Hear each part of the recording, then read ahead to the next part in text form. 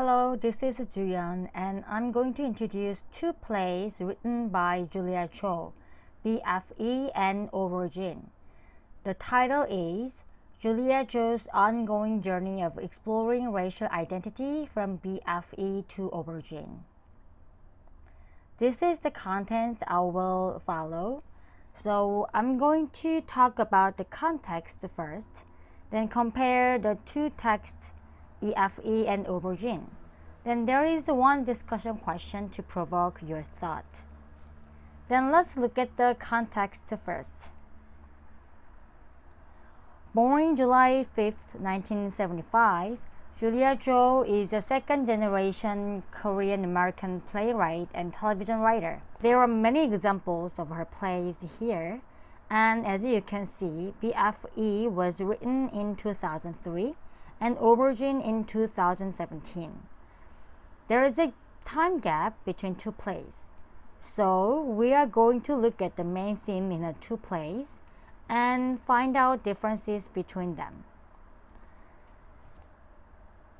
As Professor Chung says, Julia Cho addresses Asian American experiences of loss and isolation in contemporary American society and explores her diasporan identity with its emotional and psychological implications, while the first and second wave Asian American writers deal with the family history or immigrants' subjectivities in linear narrative styles. When dealing with immigrants' diasporan identities, we can think of the concept of abjection.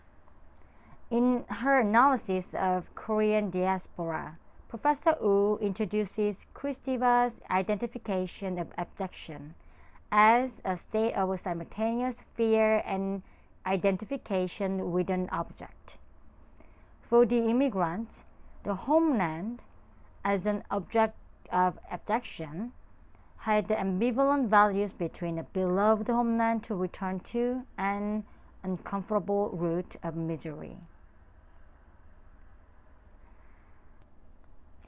Interviewing with Gates in 2006, Jo said that what she wanted to articulate in her plays is what it is to be Asian American. However, she felt getting to the end of her exploration not because she is done with it, but because she was caught up where she was at the time. After about a decade, her personal experiences have moved her further, and she seemed to turn another page in her career as an Asian American playwright. Even though Cho mainly deals with Asian American identities in her plays with similar dramatic strategies, the way understanding racial identities have changed from her early works to recent ones.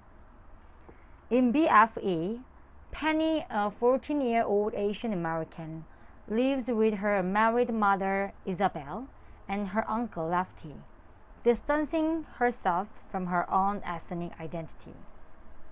On the other hand, Aubergine shows the ongoing change of Cho's perspective on what it is to be Asian American, embracing Asian Americanness. From now on, we are going to take a brief look at each play. The first one is BFE. There are characters of BFE, and Penny, 14 years old Asian American. Isabel is Penny's mother. Lefty is Penny's uncle, and there are other characters here. And the place is BFE. It's abbreviation of bum-fucking Egypt, meaning nowhere in the middle. The time is about late 90s. When we see this play, it will be interesting to see that there is a real-life parallel. In BFE, Isabel is based on the real person.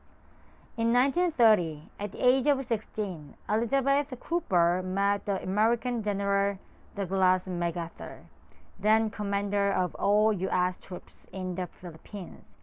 MacArthur's marriage had ended a year earlier.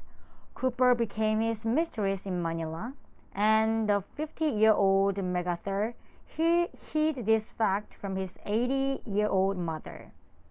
5 months after they first met, MacArthur returned to the United States. While he intended to bring her to Washington, he could not risk scandal by traveling with her.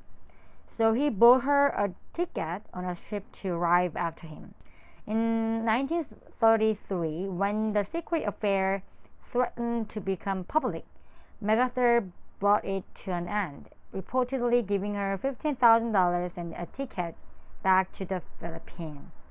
However, she did not use the ticket and never returned to the Philippines. In 1934, Cooper moved to the Midwestern United States, where she owned a hairdressing salon before moving to Los Angeles several years later. In addition to this real story, the characters in BFE remind the audience of those in William Kennedy's. In her analysis of intertextualities, Professor Wu finds out some similarity between Penny and Laura, Lefty and Tom and Laura, and so on. Now let's move on to the Aubergine. Aubergine is about Ray and his dying father, and his journey of restoring the relationship with his father.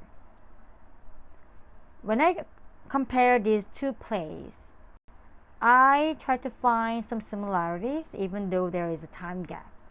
So now I want to show these 5 dramatic strategies in each play and how each strategy served the main theme differently. Let's see BFE first. The first dramatic strategy Cho uses is memory. Audience need to rely on Penny as a narrator. She directly looks at the audience, starts the story about perspectives. Here, while talking about the Sheila's story, she said Sheila saw UFO, but her mother did not see because she faced the other direction. From this, Joe asked the audience to see everything here in this play from various perspectives, not just from Penny's one. Second, Joe inserts unknown scenes. For example, when Penny escapes from the serial killer, Hae-yun just appears out of the blue. This might give some relief or even hope that Penny might have survived unharmed from this horrible incident.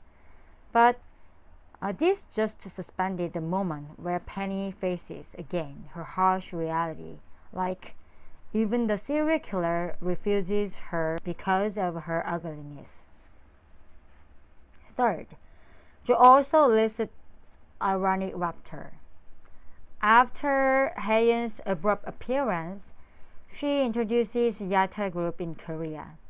Her explanation is partly wrong, but in the middle of the abduction scene, her way of introducing this partially wrong cultural information sounds absurd or nonsensical, and audience might burst out laughing at her nonsense. Fourth feature I want to mention is her expansion of racial experience to other races. For example, Evie is a character who is dependent on the self-help books. Her actions were triggered by these kind of books. After reading How to Get Rid of the Clutter in Your Life, she made a decision to get divorced. Even though she is realistic and down to earth, she cannot be escapable from the ideas and thoughts American society has created in the era of consumer capitalism. The last strategy I want to tell you is the isolation. At the end of the play, these non-typical Korean members do not pick up the phone, which can be seen as their refusal to connect with the outside world. Moreover, Cho uses a joke through Hae-yun's letter, which is more understandable in Korean language. Here, Jung Mi-kyung points out this can give the pleasure of resistance of Asian American, who is swarmed with Western values. So far, we've covered 5 dramatic strategies in BFE. Now, let's move on to the Aubergine. In Aubergine, John also uses memory, but in this play, food is a catalyst to go back to the past. And each of the memories has room for new perspective to understand back then situation. This is an unusual scene after the death of Ray's father, but he appears in front of audience.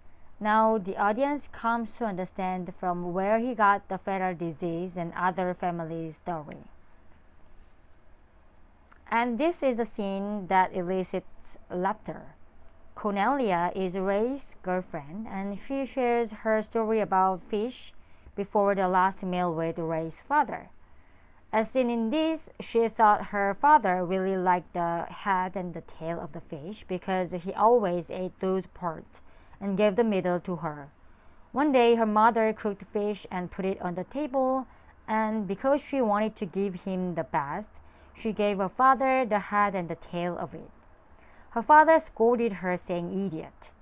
Now she can think about her father's love once again, and thanks to Ray's question, she also realized her mother ate nothing for her and her father.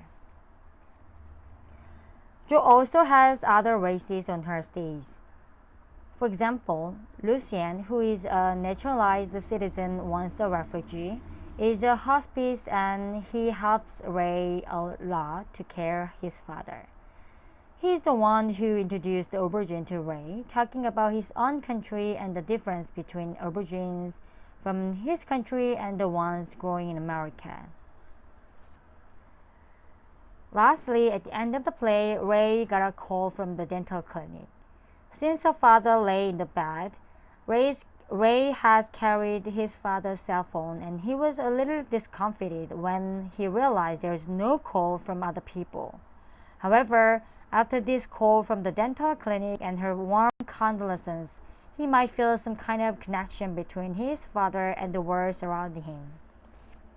And plus, language itself plays a crucial role in this play when mixed language are used.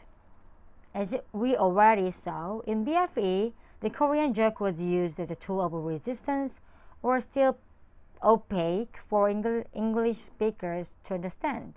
On the other hand, Korean language in Act 13 of Aubergine was translated into English by Cornelia, and she intentionally mistranslates Ray's words to his uncle. As you can see here, it is not for showing some resistance, but for not hurting the uncle's hurt. This is the end of the analysis of these two plays. And one discussion question is on the screen now. Like, what do you think of Asian stereotypes keep appearing in the works of Asian American writers who oppose such prejudiced understanding of race? I hope you can think about this question and have some answer on your own. These are the works I refer to, and thank you for listening.